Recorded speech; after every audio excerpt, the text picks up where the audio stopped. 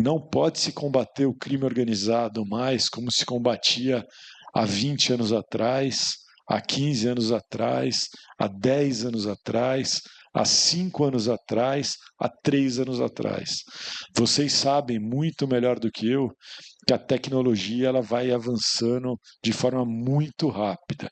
E se nós, da polícia, responsáveis pelo início da persecução penal, não nos atualizarmos tecnologicamente sempre, a gente vai ficar para trás. Nós pudemos ver um pouco desse ambiente de inovação lá na Europol, quando eu estive lá, e desde que nós chegamos aqui em Brasília, é uma diretriz colocada pelo Dr. Andrei, a inovação e o desenvolvimento tecnológico constante, sempre. A gente não pode ficar um mês parado sem pensar no desenvolvimento tecnológico. Ainda mais nesse mundo em que o crime organizado está em todas as partes.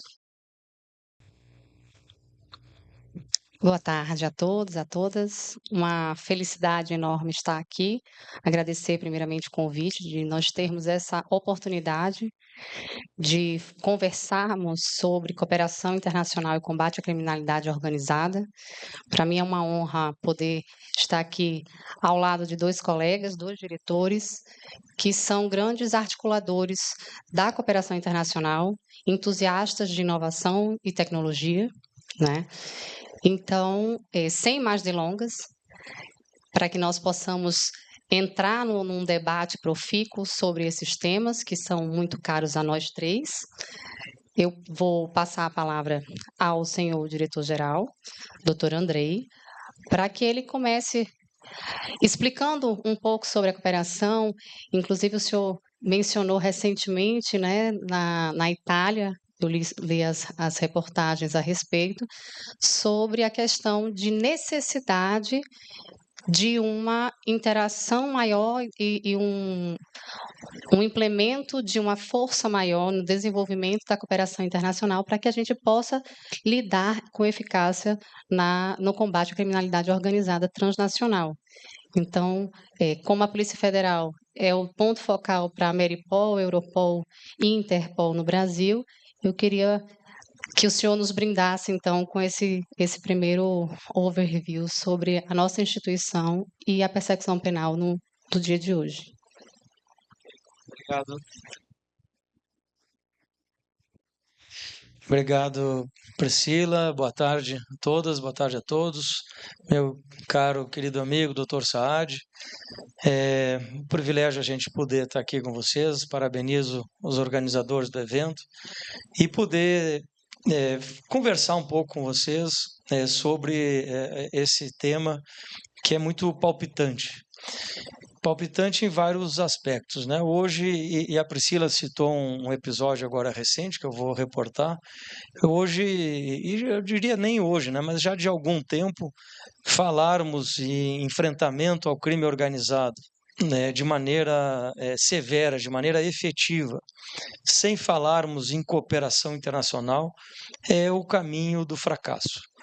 Hoje, as organizações criminosas, e esse episódio na Itália se falava lá de máfia, eu tive um debate com um painel lá com o procurador-geral antimáfia da Itália, o procurador-geral do Brasil também, Dr. Paulo Gonet, onde fica cada vez mais patente essa também integração, nesse caso uma nefasta integração, do crime organizado transnacional.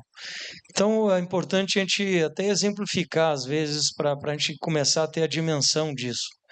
E eu falo um exemplo do caso de tráfico de drogas, onde o Brasil não é um país produtor de cocaína, mas é um país de passagem de cocaína, um país, infelizmente, também que consome, e que tem nos seus países vizinhos a região de produção, tem aqui, portanto, no Brasil, a passagem da droga e a saída do país, muitas vezes com destino final Europa, mas com escala na África, e o ativo, né, e a lavagem do dinheiro, e o pagamento e a negociação sei lá, está numa criptomoeda ou está num ativo na Oceania, na Ásia, está no outro canto do mundo.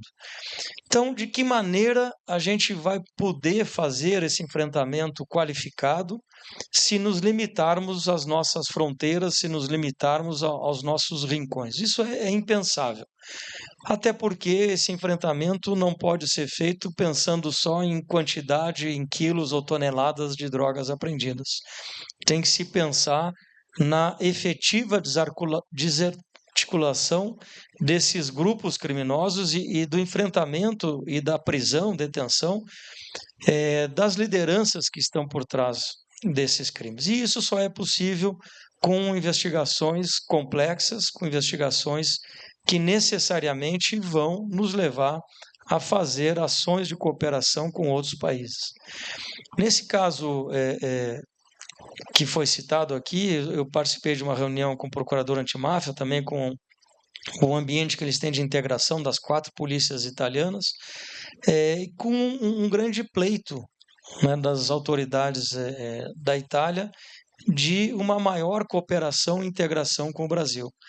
E o que me satisfaz, entrando aqui também no campo da tecnologia, da inovação, é que muitas das medidas que estão sendo propostas pelas polícias italianas, pelo Ministério Público italiano, são coisas que nós já fazemos aqui no Brasil, fazemos na região, a Polícia Federal já faz há algum tempo, e principalmente na questão da integração, da cooperação internacional e do uso de ferramentas de tecnologia para as nossas investigações, né? Lembrando a todos que a Polícia Federal ela tem todo o seu acervo de investigações, são mais de 50 mil inquéritos policiais em andamento, todo esse acervo digital, são inquéritos eletrônicos, nós não temos mais papel na Polícia Federal. E isso alimenta todas as nossas bases de dados e nos permite, com o emprego de tecnologia, de inteligência artificial, avançar em soluções que outros países não têm e que hoje a polícia, com muito orgulho para nós policiais e acho que para o Brasil, exportamos essa tecnologia e para países da Europa, para países aqui da América Latina também, com muita propriedade. Então, o que se falava lá de uso de tecnologia, de inovação, nós já fazemos aqui. E quando disse aos italianos que nós, Polícia Federal, solucionamos 86% dos nossos inquéritos, eles de fato ficaram impressionados com esse número, porque não é um número da realidade da Itália, muito menos do cenário do Brasil como um todo. Lembrando que a média das polícias estaduais é em torno de 10% de solução dos inquéritos. Isso é fruto desses investimentos. Nós tivemos, e é um número que também vem crescendo, não é a coisa de hoje, mas enfim, hoje a gente tem esse maior número histórico da instituição, fruto desses investimentos e de políticas de gestão que temos implementado. E no campo da inovação, nós criamos a Diretoria de Crimes Cibernéticos, que hoje é um grande motor para enfrentamento dos crimes nessa área, e aqui falo de crimes de alta tecnologia, falo de violação de crianças e adolescentes pela internet, falo de crimes financeiros, com transações eletrônicas, onde nós, além de fazermos o nosso trabalho, enfim, nossas atividades investigativas, hoje temos acordos e parcerias com os estados para levar essa tecnologia, esse know-how para todos os estados também, num grande esforço conjunto em parcerias e acordos firmados que temos, por exemplo, com a FEBRABAN e com a ZETA, que nos permitem tracionar todas essas ações. Então, eu diria que a Polícia Federal hoje tem essa capacidade investigativa, criamos essa diretoria, criamos ainda no campo da inovação e da necessária conexão aos principais desafios atuais do nosso país, criamos a Diretoria para a Amazônia e Meio Ambiente, criamos também a Diretoria Executiva, a Diretoria de Proteção à Pessoa, enfim, coordenações gerais, várias unidades que nós redesenhamos na instituição para fazer frente a esses novos desafios. E os resultados terminam chegando, graças a esse grande esforço dos nossos servidores, das nossas servidoras, que nos permitem avançar nessa pauta. E na cooperação internacional, para não me estender muito, acho que aqui vamos fazer um bate-bola aqui, pelo que entendo, e também não sei se haverá momento de algum questionamento. É importante dizer que, com a retomada do país nesse cenário internacional e, consequentemente, o reposicionamento da Polícia Federal no cenário internacional, nos permitiu avançar com vários acordos, vários memorandos de entendimento e que nós temos com diversos países. Por exemplo, temos acordo com a França, temos policiais participando de cursos de formação na França, temos acordo com a Universidade de Segurança Pública da China, com policiais nossos lá, temos policiais estrangeiros aqui na nossa academia, temos acordo com toda a América Latina, temos muita cooperação direta com a nossa presença em mais de 20 países. A Polícia Federal tem unidades nossas, sejam adidos policiais nas nossas embaixadas ou oficiais de ligação junto a organismos multilaterais ou agências governamentais estrangeiras, que nos permitem ter essa teia e essa rede de informações muito importante. Isso nos levou, e aqui encerro esse primeiro momento, nos levou, e aqui quando eu digo eu falo nos levou ao nosso, não só ao Brasil, à Polícia Federal, mas eu diria ao sul global, a um passo que eu reputo histórico, que foi a escolha pelo Comitê Executivo da Interpol para o novo secretário-geral da Interpol, que é um brasileiro. É um delegado de Polícia Federal, atualmente é diretor de Cooperação Internacional da Polícia, e que deverá agora ter seu nome chancelado na Assembleia Geral em Glasgow, onde estaremos agora no começo de novembro, para que ele assuma pela primeira vez em 100 anos, um brasileiro vai assumir o comando da maior instituição multilateral de cooperação policial do mundo, que é a Interpol, que congrega 196 países, tem mais países que a própria ONU. Então, isso aponta, sinaliza o caminho da integração interna, em primeiro lugar, nós, a única polícia judiciária com ação em todo o território nacional, com as polícias estaduais, com as nossas parceiras, polícias federais, a Polícia Rodoviária Federal, a Polícia Penal, e a partir daí a nossa integração e cooperação com os outros países. Isso temos, como eu disse, com as nossas adjudâncias, com a nossa presença na Interpol, com a nossa presença na Europol.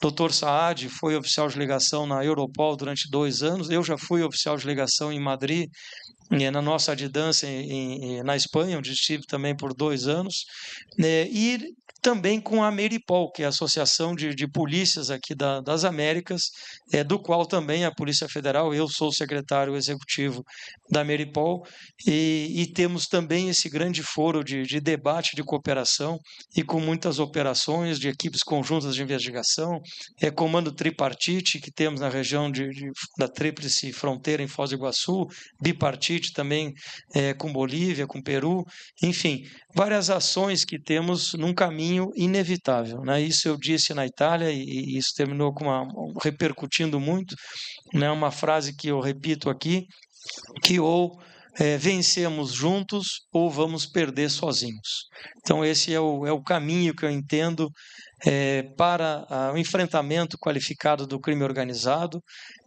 baseado na inteligência, baseado na cooperação internacional, baseado nessa integração interna e que assim a gente tenha mais efetividade. Obrigada.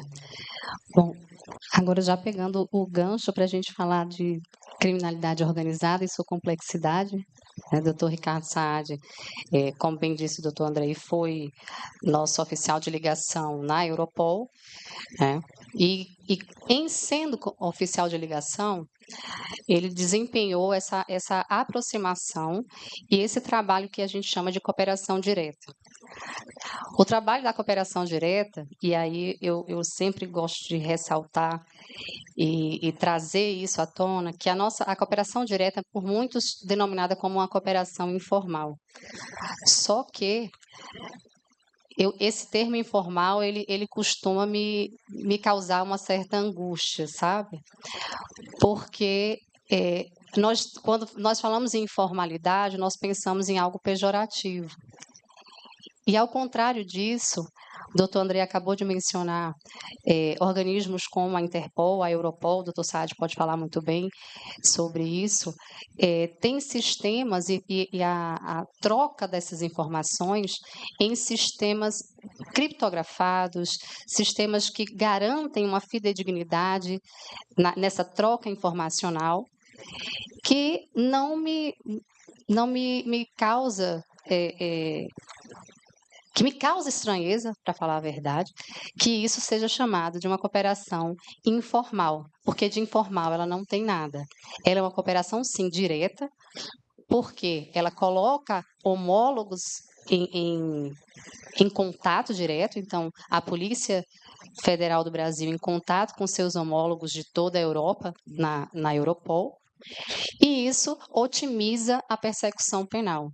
Então, para a criminalidade organizada complexa, que usa de ferramental complexo para exercer as suas atividades criminosas, deve haver também, de igual modo, um aparato estatal que relativize, né? Então, o princípio de soberania, que crie essas comunicações entre si, de modo que a gente tenha condições de dar vazão a toda a criminalidade, né, dessa macrocriminalidade que tem se organizado até com um quê de gestão empresarial. Então, eu passo para o doutor Saad para ele falar um pouco sobre a cooperação internacional na Europol, essa necessidade que nós temos de investir em instrumentos de cooperação e a interface entre a cooperação e a criminalidade organizada. Bom, boa tarde a todos, inicialmente. É um prazer estar aqui com vocês para, como disse o doutor Andrei, para conversar um pouquinho sobre o tema. Não é simplesmente uma exposição, a gente está aqui aberto para ouvi-los, para escutá-los e para conversar com vocês. Prazer estar dividindo o painel aqui com o doutor Andrei, meu amigo de longa data. Entramos juntos na Polícia Federal há mais de 20 anos atrás, e com a doutora Priscila, que também trabalhamos juntos há bastante tempo. E a doutora Priscila está trabalhando, fala informal, né? Comigo agora, a Priscila trabalha lá para eu poder ter as reuniões todas, é a cabeça lá. Falar da questão do crime organizado e cooperação internacional, pessoal, a gente precisaria voltar um pouquinho lá para a década de 80. É claro que o crime organizado transnacional ele vem desde sempre, só que ele teve um avanço bastante forte na década de 80. Por quê? Na década de 80 a gente teve ali o processo de globalização, a aceleração do processo de globalização. Então, os mercados se abriram, o mercado de mercadorias, o mercado de capitais, e nós tivemos também a democratização, podemos dizer assim, das telecomunicações. Então, quem viveu nos anos 70, no começo dos anos 80, primeiro sabe o quão difícil era importar ou exportar uma mercadoria, como é hoje. Muito fácil. Se a gente quer importar uma mercadoria da China, entra num aplicativo qualquer, a gente recebe a mercadoria daqui a pouco tempo. Movimentar recursos. Era uma burocracia enorme para a movimentação de recursos. Hoje, a gente abre aplicativos em bancos que a gente transfere o dinheiro daqui para os Estados Unidos, para a Holanda, para o Japão em questão de segundos. E a questão das telecomunicações. Uma história que eu sempre conto, vou contar mais uma vez, né? Priscila já ouviu umas 48 vezes. Final da década de 80, eu tinha uma namorada que mudou para os Estados Unidos. E eu tinha que conversar com ela. Como que vocês acham que eu conversava com ela, pessoal? Como? Por carta. E era isso mesmo. Por quê? O DDI era uma fortuna. A internet estava começando e era absolutamente impossível você conseguir falar com alguém do outro lado do mundo pela internet por mais do que 10 segundos. Então, a única saída que tinha era a carta. Isso foi bom? Quer dizer, o desenvolvimento, hoje, se eu quiser falar com qualquer pessoa em qualquer parte do mundo, a gente fala pela internet rapidamente. Isso é bom? Esse desenvolvimento da tecnologia de comunicação, por exemplo, essa abertura dos mercados, são bons? São aspectos bons da vida social? Sem dúvida. Só que quem se aproveitou também disso? A criminalidade. Então, a criminalidade também tem facilidade de deslocamento de um país para outro. A criminalidade também tem facilidade de trânsito de mercadorias de um país para outro. A criminalidade também tem a facilidade da movimentação de recursos de um país para outro. E a criminalidade também tem a facilidade de comunicação entre diversos países do mundo. A partir disso, a gente pega os textos internacionais, convenções da ONU, textos da OCDE, GAFI, OEA e outros, que dizem que o eficiente combate ao crime organizado ele tem que ser baseado em alguns pilares. Primeiro, na cooperação interna entre as instituições. Então, nenhuma instituição sozinha vai fazer o trabalho. Segundo, no confisco de bens, direitos e valores. A partir do momento em que os criminosos se deslocam entre diversos países do mundo, a prisão dos mesmos se torna ainda mais difícil. Ainda mais porque a prisão só deve ser realizada de forma definitiva após o trânsito em julgado da sentença penal condenatória. Princípio da presunção da inocência. Então as pessoas acabam fugindo para outros países. O que é mais eficiente? O mais eficiente é ir atrás do patrimônio dos criminosos. O cara comete o crime para quê? Para obter bens, direitos e valores, seja para ele usufruir ou seja para financiar outra prática criminosa. Então é eficiente que a gente vá atrás desses bens, direitos e valores. Esses bens, direitos e valores não necessariamente estão no nosso próprio país. Normalmente estão em outro país. Só está no nosso país aquilo que ele utiliza ali para o dia a dia. E o terceiro pilar, sine qua non, é a cooperação internacional. Então, nós temos que atuar em conjunto com os outros países para que a gente possa ter um eficiente combate ao crime organizado. Tanto a Priscila quanto o Andrei falaram de organismos internacionais, falaram da cooperação internacional, falaram da cooperação informal, como disse a Priscila. E eu posso falar disso com bastante tranquilidade, porque durante 7 anos eu fui o diretor do DRCI, que é o Departamento de Recuperação de Ativos e Cooperação Jurídica Internacional, que é a porta de entrada e saída para os pedidos de cooperação jurídica internacional. Mas existe a cooperação policial internacional, que é feita entre as agências policiais dos países, ou diretamente ou por meio de alguns organismos internacionais. E a cooperação policial internacional ela é muito mais rápida, ela é muito mais efetiva.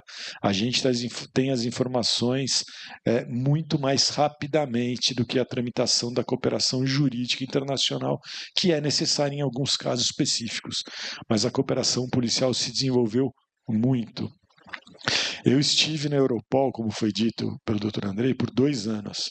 Eu fui o primeiro brasileiro a trabalhar como oficial de ligação do Brasil na Europol. E o que eu pude ver lá, a cooperação imensa entre os países europeus e aqueles países considerados estratégicos para a Europa para o combate ao crime organizado transnacional.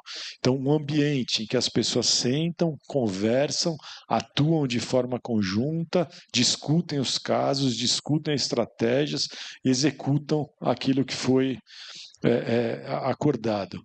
Mas, principalmente, o desenvolvimento de questões tecnológicas. Não pode se combater o crime organizado mais como se combatia há 20 anos atrás, há 15 anos atrás, há 10 anos atrás, há 5 anos atrás, há 3 anos atrás. Vocês sabem muito melhor do que eu que a tecnologia ela vai avançando de forma muito rápida. E se nós, da polícia, responsáveis pelo início da persecução penal, não nos atualizarmos tecnologicamente sempre, a gente vai ficar para trás. Nós pudemos ver um pouco desse ambiente de inovação lá na Europol, quando eu estive lá, e desde que nós chegamos aqui em Brasília, é uma diretriz colocada pelo Dr. Andrei, a inovação e o desenvolvimento tecnológico constante, sempre. A gente não pode ficar um mês parado sem pensar no desenvolvimento tecnológico. Ainda mais nesse mundo em que o crime organizado está em todas as partes, em que a gente, como eu falei, a movimentação de dinheiro ela é rápida, a movimentação de criptoativos é ainda mais rápida, mais transnacionalizada. Então nós temos que estar sempre atento para todas essas questões. Essa é a fala inicial, doutora Priscila.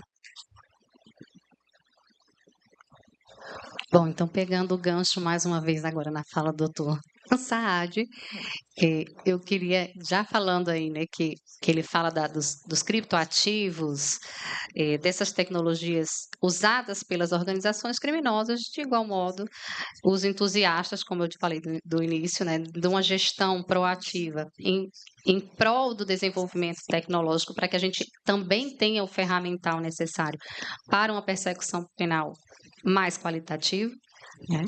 Então, eu questiono, doutor Andrei, no início da gestão do ministro Barroso, ele fala de uso da IA para otimizar o trabalho, né, do Poder Judiciário. E daí eu queria que o senhor falasse da sua percepção, né? Qual é a sua visão do uso da IA para otimizar e o impacto delas nas nossas investigações, no trabalho qualitativo e compromissado, né, na busca da verdade procedimentalmente possível dos nossos inquéritos policiais.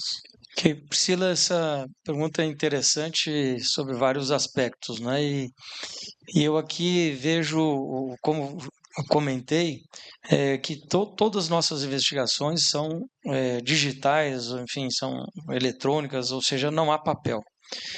E isso nos traz um volume de informações. Imaginem vocês que são 50 mil inquéritos, onde cada inquérito desses tem depoimentos, tem perícias, tem apreensões, tem diligências de campo, tem atividade de inteligência e que vão trazendo dados e informações.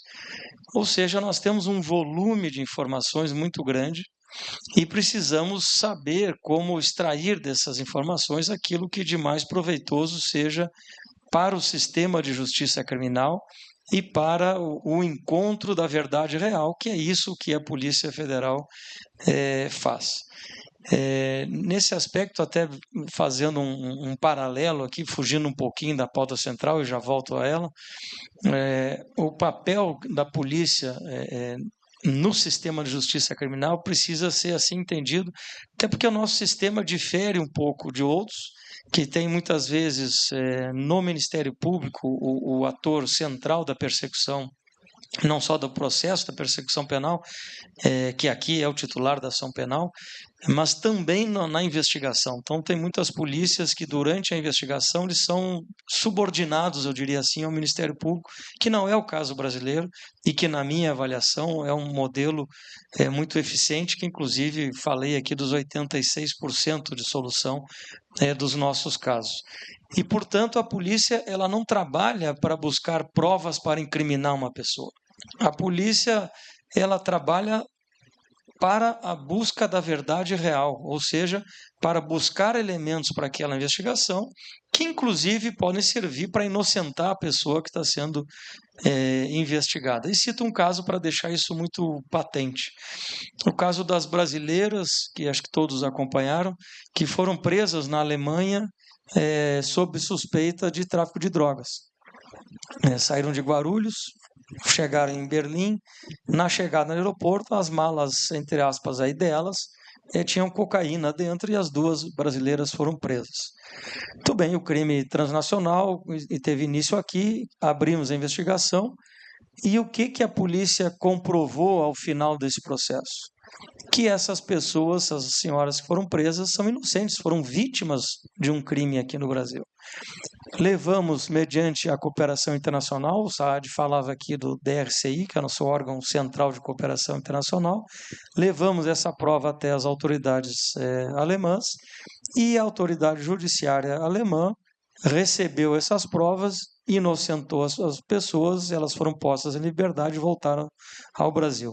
Ou seja, o trabalho que a polícia faz não está focado em um pilar de acusação, está focado no sistema de justiça e para que, ao final, a verdade real prevaleça e, tendo elementos suficientes, a denúncia seja oferecida e a sentença seja proferida, se houver elementos, condenatórios.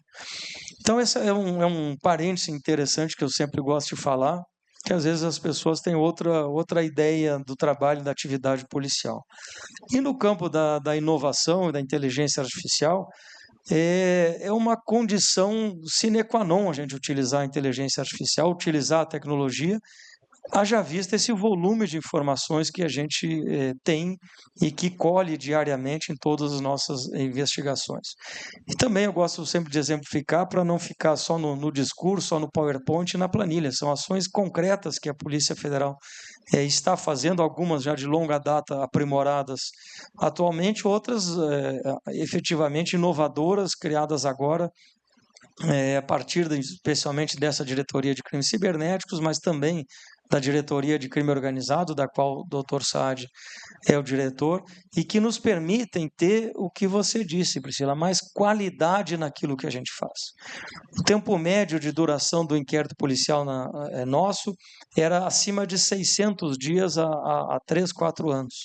Hoje nós reduzimos a menos de 500 dias o tempo médio de duração. Nós chegamos a ter mais de 60 mil inquéritos policiais. Hoje temos, não chega a 51 mil, são 50 mil e poucos, mas com mais efetividade. E cito aqui exemplos dos que nós chamamos dos crimes massivos, sejam crimes previdenciários, sejam fraudes a benefícios sociais, sejam fraudes bancárias, que é o berço dessa iniciativa, desse processo, desse projeto hoje de sucesso, que já tem mais de 15 anos e é constantemente aprimorado. Vejam vocês que há um tempo atrás, as fraudes bancárias, vamos supor aqui estão 50 pessoas, e todos nós fomos vítimas de uma transferência, de um saque pela internet ilegal das nossas contas bancárias. Antigamente, instauravam-se 50 inquéritos policiais. Um podia estar no Pará, outro no Rio Grande do Sul, outro em São Paulo, outro no Rio, documentos em papel que não se conectavam. Quando, no mais das vezes, quem estava fazendo essa fraude era uma única pessoa que estava, por exemplo, sei lá, no Paraná. E essas investigações dificilmente chegavam a esse autor, porque estavam dispersas e sem essa conexão. O que fizemos? Nós invertemos a lógica. Hoje a gente instaura, recebe as informações do sistema financeiro, nos nossos sistemas, alimenta as nossas bases de dados, enfim, tem toda uma tecnologia por trás disso, e a partir daí, ao invés de instaurar esses 50 inquéritos policiais, identifica, enfim, e aí entra a inteligência artificial, identifica determinados elementos que nos indicam que a origem dessa fraude está em uma pessoa, em um grupo, em uma fonte. E aí instauramos um inquérito policial focado no autor do crime, e não 50 inquéritos focados nas vítimas dos crimes. Isso nos traz uma efetividade muito maior. Seguro-defesa, tivemos um caso em Caxias do Sul, há uns 2 anos, onde houve a fraude de mais de 600 benefícios do seguro-defesa, que outrora se instaurariam 600 inquéritos policiais. Mas com essa mesma tecnologia, esse mesmo estudo que foi feito, esse mesmo projeto, essa mesma iniciativa, foram alimentados as bases de dados e se chegou a um único ponto, a um único local, e ali estava a fonte dessa fraude, uma fraude de mais de 5 milhões de reais, que foi feita com um único inquérito policial, ao invés de 600 inquéritos dispersos. Então, isso nos remete a essa necessidade do emprego constante, da constante reavaliação daquilo que estamos fazendo e do emprego de novas ferramentas de tecnologias, e que não afastam também a cooperação aqui falada, a integração, e nós poderíamos falar, e talvez falo aqui do nosso, um projeto inovador também, que é o Centro de Cooperação Policial para a Amazônia, onde nós vamos reunir 9 países, 9 estados brasileiros amazônicos, e trabalhar integradamente, em conjunto, com imagem de satélite, com tecnologia, com todas as nossas bases de dados, para ter mais efetividade. É isso que a gente busca. Não adianta eu fazer 100 operações, aprender, sei lá, caso ambiental lá, X metros cúbicos de madeira, se no dia seguinte eu sigo tendo o desmatamento ampliado, os indicadores não melhoram aquilo que eu estou fazendo, ou seja, eu posso até ter mais eficiência, ou seja, fazer com menos recursos, mas eu não tenho efetividade. Eu preciso que o meu indicador, ou seja, o índice de desmatamento reduziu, e nós reduzimos em toda a região amazônica, a área de garimpo seja reduzida, e foi reduzida em todas as regiões que atuamos, especialmente nas terras indígenas, ou seja, a gente possa aferir aquilo que a gente está fazendo a partir de indicadores sólidos e que nos permitam definir as novas ações, as novas políticas que a instituição precisa caminhar e precisa levar. Então, não vejo como nos afastarmos desses pilares aqui que o Dr. Saad comentou e que eu agregaria, Priscila, também a inteligência artificial, como transversal a todas essas pautas, seja na cooperação, seja na questão do enfrentamento à questão patrimonial, e seja, enfim, todos os processos que a gente precisa melhorar a cada dia. Bom, obrigada, doutor Andrei. A cada momento, quando eles vão levantando aqui algumas perguntas, algumas questões, eu vou tentando aqui elaborar algo que me pareça mais pertinente para a gente conversar nessa tarde. E o doutor Andrei falou sobre a questão de novos tipos penais, né? Então, assim, esses crimes massivos que nos levaram a pensar diferente, fora da caixa, para tentar otimizar, trazer eficiência para a persecução penal iniciada com a investigação policial. E agora todo mundo vem vendo, né, ou lendo as notícias das apostas online, das bets, então é um novo modo de agir, que, claro, se bem regulada, a gente consegue ter uma atividade muito eficiente, porque, assim, se você precisa regular, você não precisa criminalizar tudo, não é verdade? Porque a gente tem que imaginar que o direito penal ele deve ser colocado apenas quando não há uma outra resposta social. Então, num caso de apostas online, se aquilo ali for bem regulamentado, a gente vai trabalhar o quê? Quando aquilo for extrapolado ou estiver contra a regulamentação e for, por exemplo, um instrumento para a lavagem de dinheiro. Então, eu passo para o doutor Saad essa bola aqui para a gente conversar um pouquinho sobre apostas online, bets e a utilização desse tipo de tecnologia agora para a lavagem de dinheiro e o que a gente precisa fazer, quais são os nossos desafios nessa modernidade. Bom, vamos lá.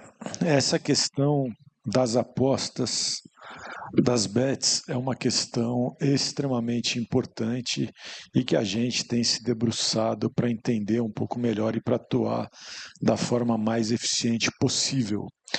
Mas é importante a gente lembrar algumas questões. As apostas foram autorizadas, as questões das apostas esportivas no Brasil, numa lei em 2018.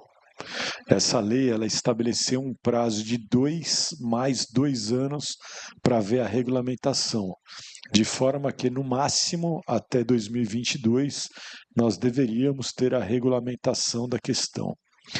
Infelizmente, não sei por qual motivo, mas esse prazo não foi cumprido. Ao não ser cumprido, o que aconteceu? Aquilo que era para ser um setor sério, de apostas, como é em vários outros países, acabou se tornando um setor que pode ter vários problemas e que pode ser utilizado para a questão da lavagem de dinheiro. Por quê? Porque várias bets, entre aspas, foram criadas sem qualquer tipo de controle por ninguém. Tá? Depois de muito tempo, no início desse ano passado, teve uma outra lei que determinou a regulamentação e, mais uma vez, a regulamentação e estabeleceu um prazo de até 180 dias para que as empresas pudessem se adequar. A partir daí se criou a Secretaria de Prêmios e Apostas no Ministério da Fazenda, em janeiro desse ano, salvo engano, foi isso, Priscila? Foi em janeiro, né, que foi criada a SPA, a qual começou a trabalhar na regulamentação do setor. Editou, salvo engano, 11 portarias, uma delas específica para a questão da prevenção da utilização do setor para lavagem de dinheiro, porém, essa regulamentação só poderia valer após 180 dias, porque a própria lei dizia que as empresas teriam um prazo de até 180 dias para se adequar à nova regulamentação. Essa nova regulamentação vai estar valendo a partir de 1º de janeiro de 2025. A partir de então, nós esperamos e pretendemos que seja um setor muito menos propício para a prática de crime. O que isso tem a ver com tudo que a gente está dizendo hoje? Como que nós vamos fazer investigações envolvendo todo esse setor? Quantas casas de aposta existem hoje? Qual é a movimentação financeira que existe? Quais são as casas de apostas legais e aquelas fantasia que só existem para simulação de uma aposta ou outra para fins de lavagem de dinheiro? Só é possível com a tecnologia. Não seria possível fazer todas essas investigações que estão em andamento hoje na unha, digamos assim, como era feito alguns anos atrás. Aí o doutor Andrei estava dizendo, agora há pouco, que os inquéritos da polícia hoje são todos eletrônicos e tudo mais. Daí eu me lembrei, estava passando um filme na minha cabeça, na minha primeira sala na Polícia Federal. Eu lembro que eu cheguei na Polícia Federal em São Paulo, me apresentei e o então chefe da delegacia falou, não tem espaço para você. Depois de algum tempo ele falou, não, vem cá, vou arrumar. Tinha uma sala, metade desse palco aqui cheia dos azuizinhos, né? Para quem já trabalhou com inquérito policial sabe que a capa é azul e tudo com extrato bancário. E à época, como que se tratava isso? Por incrível que pareça, se pegava cada uma dessas pastinhas, transcrevia aquilo para uma planilha. O cara não é que vinha pronto, você pegava, ia passando número por número para depois fazer uma análise na unha. Obviamente que isso mudou total e completamente. Hoje esse trabalho todo que era feito em anos, hoje é feito em segundos, né? Com os tratamentos do Big Data, Machine Learning e tudo mais. E a questão das apostas é isso, a gente só está conseguindo fazer um trabalho adequado por conta das ferramentas tecnológicas e também por conta da cooperação internacional. Muitas casas de apostas estão sediadas fora do país, tanto aquelas que trabalham de forma correta, como aquelas que eventualmente podem estar trabalhando de forma incorreta, e os recursos são enviados do Brasil para fora e vice-versa. Então, para que a gente possa atuar de forma eficiente, 1, tecnologia e 2, cooperação internacional.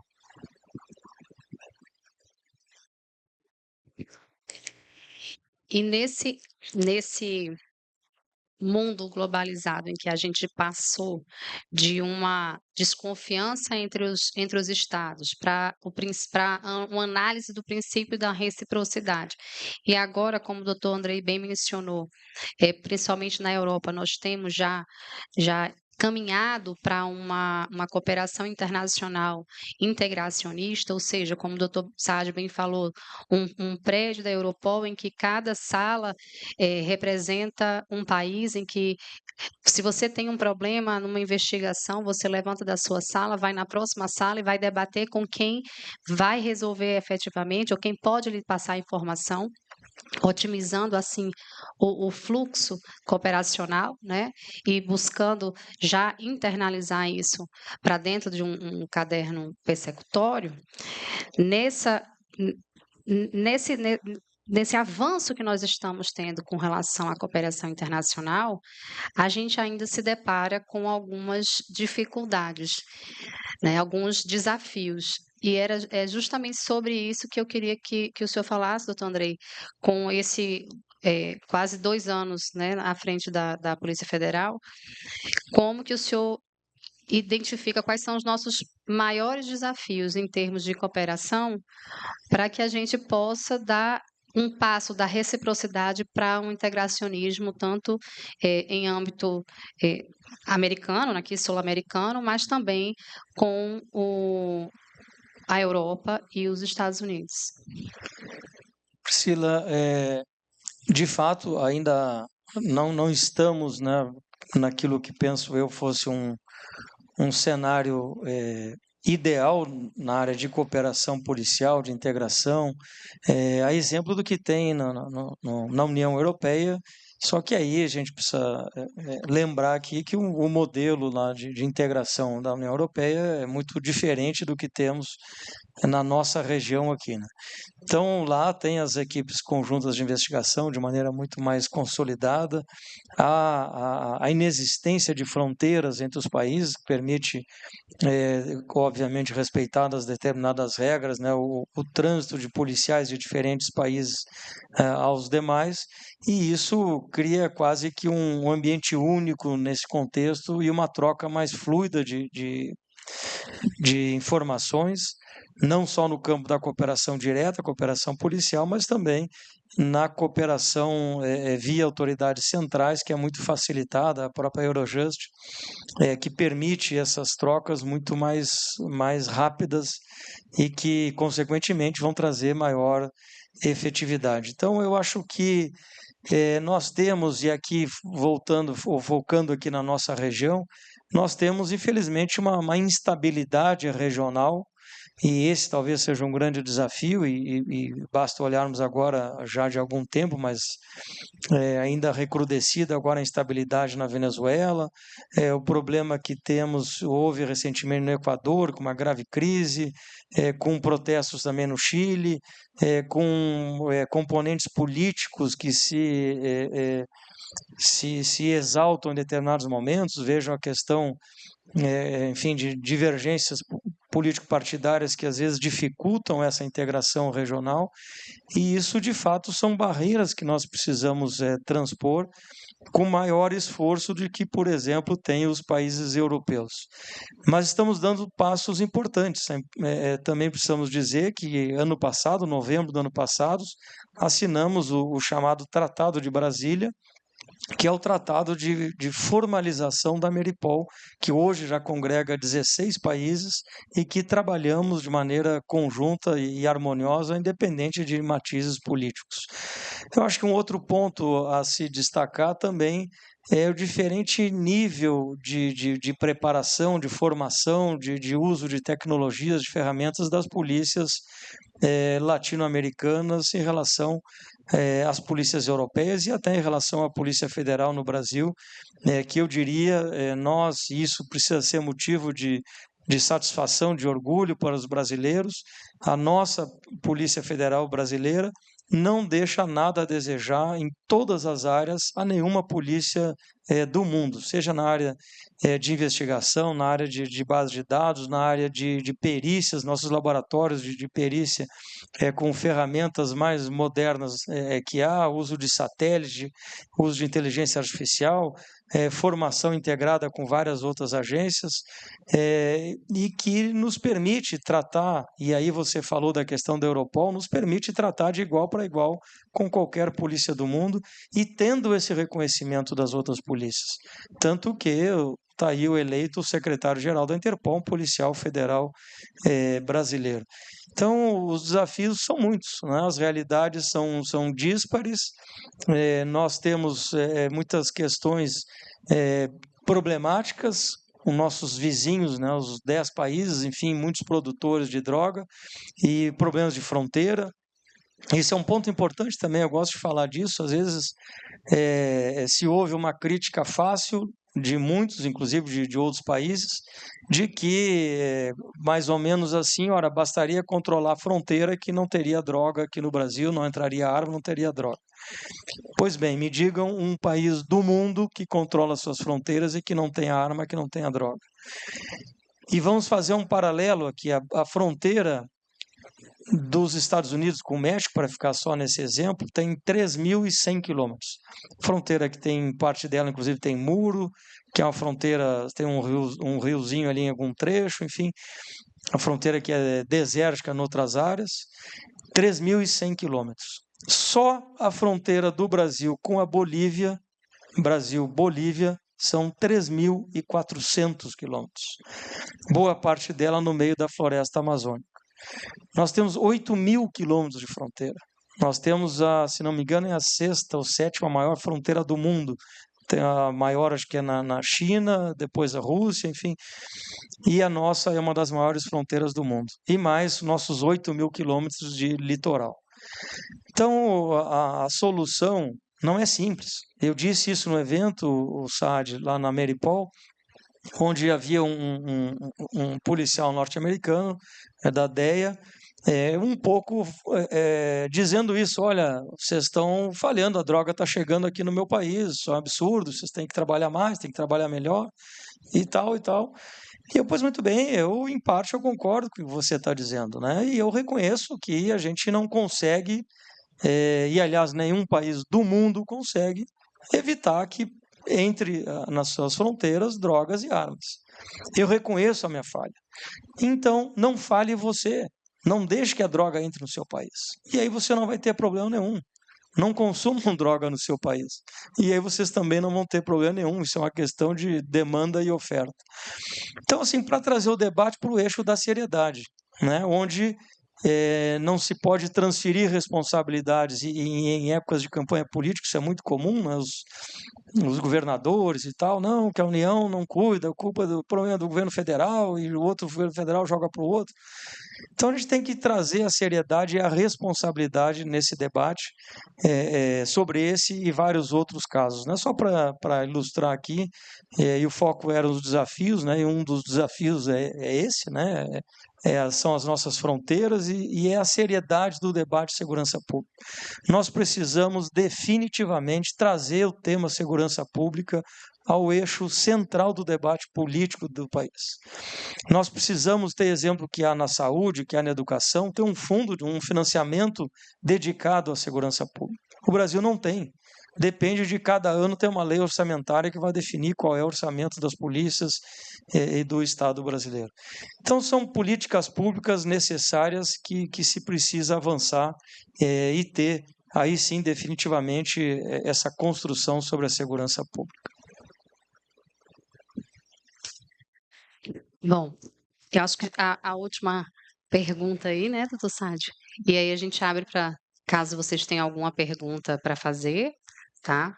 O doutor Andrei fala agora, né, da questão da segurança pública, de encarar com seriedade a segurança pública e desenvolver políticas públicas para que não seja uma política de governo, mas uma política de Estado, não só num viés punitivista, mas que trabalhe o problema da segurança pública na sua essência, né? Então, em termos, e eu sei que os dois comungam dessa opinião, de que a segurança pública a gente tem que entendê-la como num conceito holístico, e até usando as palavras do ministro Lewandowski, quando assumiu o Ministério da Justiça, ele fala que a segurança pública é um dos alicerces do próprio Estado Democrático de Direito.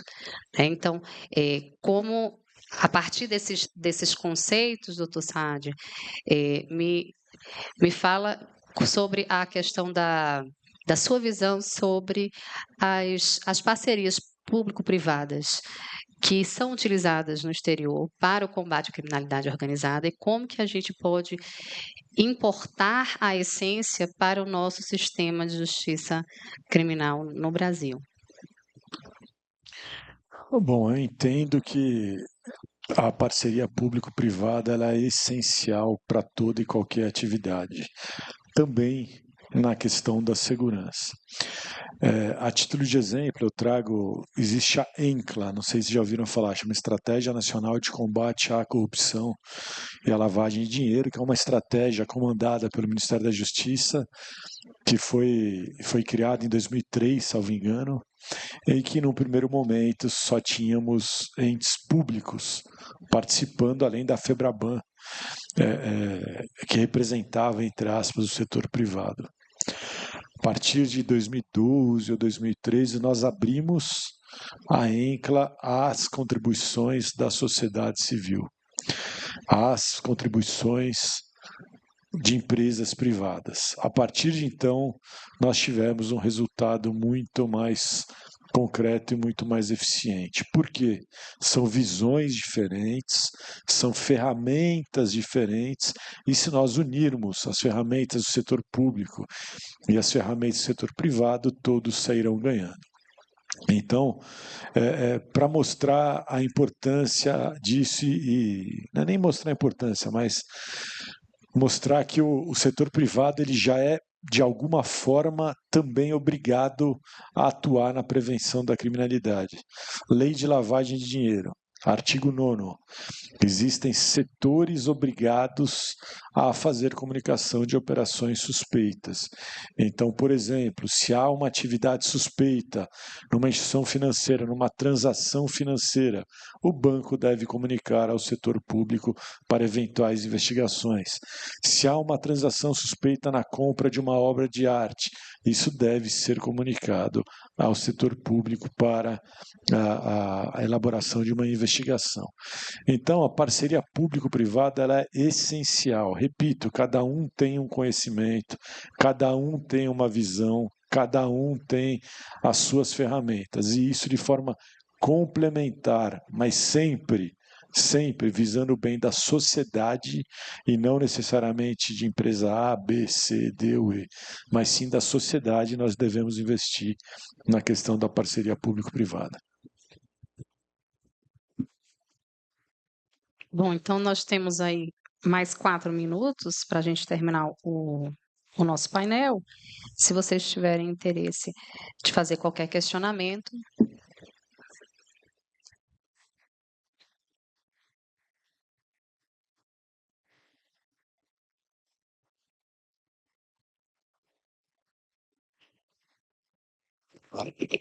Oi, boa tarde.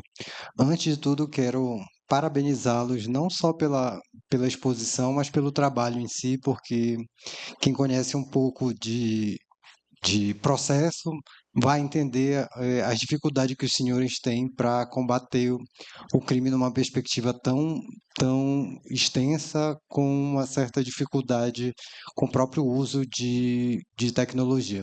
A minha pergunta é que foi mencionado por algum de vocês sobre a possibilidade eu não sei se foi bem rastreamento, mas identificação de patrimônio, especialmente criptomoedas.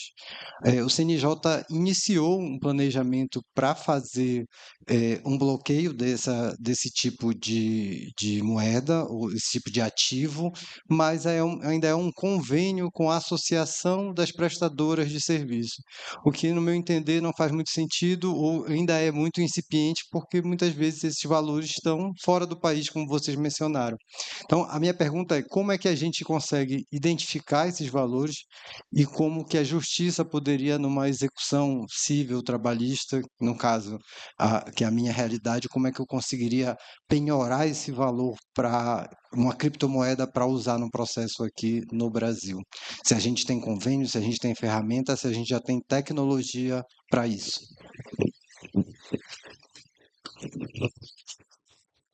Bom, vamos lá. A questão das criptomoedas tem sido um desafio bastante grande, não só para as autoridades do Brasil, como para as autoridades de outros países.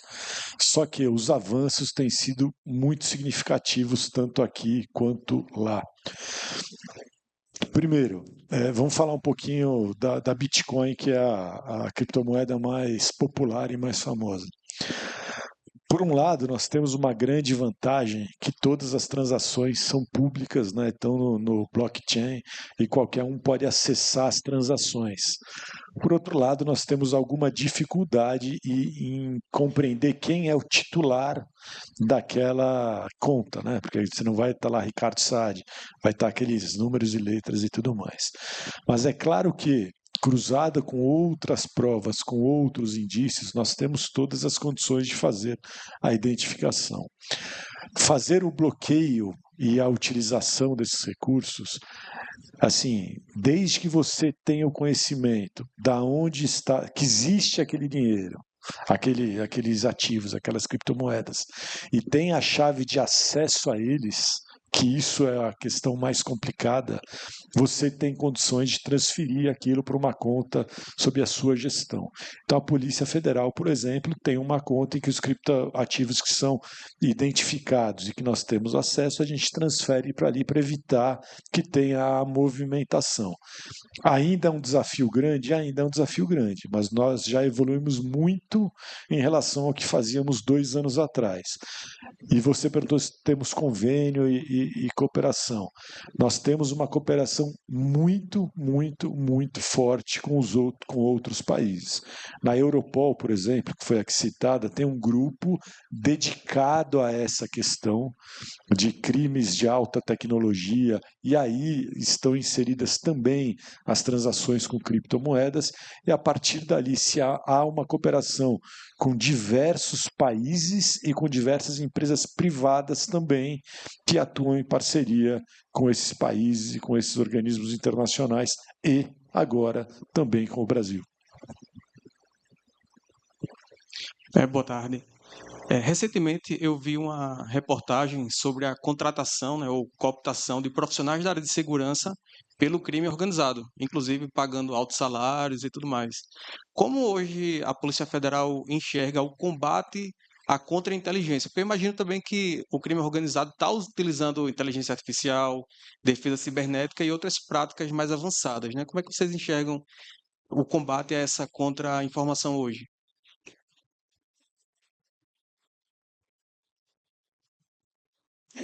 Nós temos, enfim, você está passando um dado e fazendo uma pergunta, né? Esse dado eu desconheço concretamente em relação à Polícia Federal, mas nós temos, e talvez esse seja um grande ativo que a Polícia Federal tem, é exatamente a nossa atividade de contra-inteligência, a nossa atividade de controle interno e a nossa atuação das corregedorias no Brasil inteiro. Aliado a isso, numa carreira atrativa e que nos permite, enfim, um efetivo que é reduzido e que nos permite ter uma melhor gestão do nosso efetivo, um acompanhamento mais próximo do nosso efetivo. Então, essa é uma atividade, nós temos dentro da polícia, nós temos 14 diretorias, uma delas é a Diretoria de Inteligência Policial, que tem dentro da sua estrutura uma unidade específica de contra-inteligência. Então, esse é um esforço permanente, e é óbvio que isso diz respeito mais à proteção institucional e preservação dos nossos servidores, e que não atinge outras forças de segurança, não é um trabalho que nós façamos em relação a outras agências policiais. Então, eu respondo aqui no que me compete, né? A gente, sim, é muito rigoroso com isso, infelizmente, um caso ou outro eventualmente surgem, mas o que nos dá o respaldo e a respeitabilidade que a instituição tem é um rigor interno que é histórico, não é da minha gestão, não é do momento atual, é um esforço histórico e que nós agora estamos sempre muito ciosos dessas medidas que temos adotado. Eu sei que houve, em algum momento, isso já me chegou, que por um lado me traz uma certa alegria, que denota a imagem positiva que a Polícia Federal tem, mas por outro uma grande preocupação, porque não é nosso papel, de que a própria Polícia Federal funcionasse como uma, entre aspas, aí, corregedoria de outras polícias, né? Isso não é razoável. Eu acho que cada instituição tem que ter os seus mecanismos de controle, tem que ter a sua governança estabelecida, a sua atuação, assim como nós temos e somos muito rigorosos com isso. Infelizmente, né, como eu disse, são, enfim, não sei se chega a dezenas, enfim, mas alguma dezena de policiais por ano que nós demitimos, fruto dos nossos processos administrativos ou dos nossos inquéritos policiais. Então é assim que a gente atua, mas aí em relação à Polícia Federal. Só fazer um rapidíssimo complemento. Assim, isso não é um, entre aspas, privilégio do Brasil, o crime organizado tentando se infiltrar no Estado ou cooptar agentes do Estado para suas atividades. Então, o que nós temos visto no Brasil e em outros países é o crime organizado tentar entrar no Poder Executivo, no Poder Legislativo, no Poder Judiciário, entrar a partir de financiando campanhas eleitorais, financiando estudos de pessoas para prestarem concurso para o Poder Executivo, para a polícia, por exemplo, ou para o Poder Judiciário, ou seja, arregimentando pessoas que já estão no setor público através de ou pagamento de altas quantias de recursos ou até por ameaças diversas. Nós temos atuado muito fortemente em relação a isso, porque eventual infiltração do crime organizado no Estado seria algo gravíssimo, gravíssimo, e isso tem sido uma prioridade de atuação. Como o doutor Andrei colocou, a Polícia Federal corta na própria carne quando é necessário, mas também em relação a outras carreiras de Estado, assim, a eventual tentativa de cooptação não é só com policiais, é com membros de toda e qualquer instituição do Estado. A última, então, pergunta, para a gente encerrar. Boa tarde, pessoal. Eu sou estudante de Lusiânia, estou no ensino médio. Achei muito interessante a palestra de vocês e eu pretendo cursar direito quando eu crescer. Eu anotei a pergunta aqui. De que maneira vocês acham que a implementação de sistemas de IA, aliada às técnicas de análise preditiva, pode não apenas rastrear o crime organizado, né, as coisas que eles estão fazendo e desmantelar isso, mas também prever no futuro? Eu espero que logo assim que você concluir o curso de Direito, você preste concurso para a Polícia Federal, venha integrar nossas fileiras, que é uma carreira maravilhosa, recompensadora, e que precisamos de jovens que estejam conosco e tenham interesse em estar em ambientes como esse. Isso é bastante significativo. Não sei se eu já estarei aposentado ou não, provavelmente sim, mas eu espero que você esteja conosco muito em breve. Vou passar para o Saad responder. Bom, também vou fazer um rápido comentário. Primeiro, assim como Andrei, muito feliz em ver você e os outros estudantes aqui interessados no tema, né? Interessados em discutir como o Brasil pode melhorar, interessados em discutir como a tecnologia pode ajudar, não só na questão da segurança pública, como em toda e qualquer outra área da vida e da sociedade.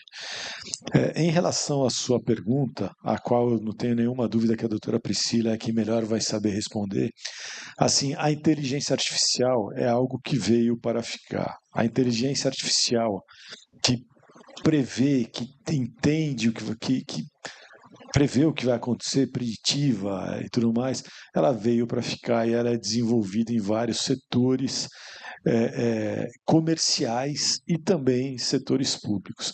É extremamente importante que cada instituição saiba desenvolver e treinar a sua própria inteligência artificial, porque o que é importante para um não necessariamente é importante para outro. A visão de um não necessariamente é a visão de outro. Então, é importante que nós possamos desenvolver a nossa inteligência artificial, claro, aproveitando da experiência de outras instituições, de empresas privadas e tudo mais, e a partir dali possamos usar da forma que nos é interessante. Doutora Priscila, quer fazer um complemento? Acho que o Andrei quer falar. Só vou, tô pensando aqui, doutor Saad falando, né? Em alguma medida a gente usa algo nessa linha. Em relação, eu citei um exemplo aqui de fraude de seguro defeso, onde, vamos simplificar aqui, é uma ferramenta com sistemas de alertas. Então, e aqui estou pensando alto aqui, vou chutar números errados aqui só para exemplificar, mas vamos que uma concessão de um benefício social, por exemplo, ele leva em média 30 dias. Quando esse prazo for, por exemplo, de uma semana, isso vai acender um alerta, que tem uma pontuação determinada. Cada agência da Previdência emite por semana atende 2.000 pessoas. Aí determinada agência sinalizou lá que atendeu 5.000 pessoas, o outro alerta. Olha, o valor do benefício concedido em média é de R$ 800. A determinada agência concedeu um benefício de R$ 5.000, um terceiro alerta. E assim vários outros alertas. Ou seja, algo um pouco preditivo, porque esse somatório de alertas vai nos dar um sinal, opa, aqui tem problema. E aí que a gente vai começar uma investigação, né, juntando todos esses alertas, todas essas situações e fazendo, como eu disse, uma investigação ao invés de milhares ou centenas de investigações. Então, em alguma medida, há esse sistema preditivo que nos aponta a possibilidade de uma fraude e aí busca da verdade real e a prova ao final que a gente encerra. E para a gente encerrar, eu pego o gancho que você perguntou. É claro que, a partir da inovação e da tecnologia, a gente tem indicadores a partir do que nos interessa, né? E esses indicadores fazem com que nós possamos desenhar as manchas criminais, identificar os tipos penais mais recorrentes em determinadas regiões, porque nós temos um país múltiplo, né? Então, da mesma forma que nós temos culturas diferentes, aqui nós temos aqui o nordestino, doutor Andrei, do Rio Grande do Sul, doutor Saad, paulista, então a gente tem sul, sudeste, nordeste aqui numa mesma vez. Então, da mesma forma que nós temos essa expressão cultural, a gente também tem a expressão criminal, né?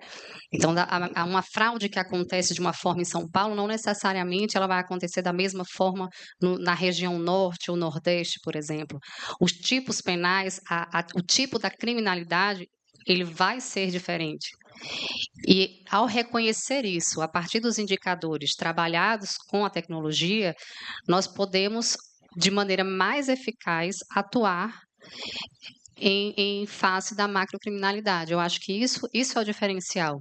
E daqui para frente é um caminho sem volta. A gente vai ter que passar por isso e vai ter que aprender a modificar o nosso modo de investigar a cada nova tecnologia. Então, agradeço a oportunidade mais uma vez, o tempo de vocês e a atenção. Para mim foi uma honra mais uma vez, digo, de estar aqui e poder conversar com esses dois, né, que nos trazem, nos abrem grandes possibilidades de reflexão a partir desses temas. Obrigada, boa noite.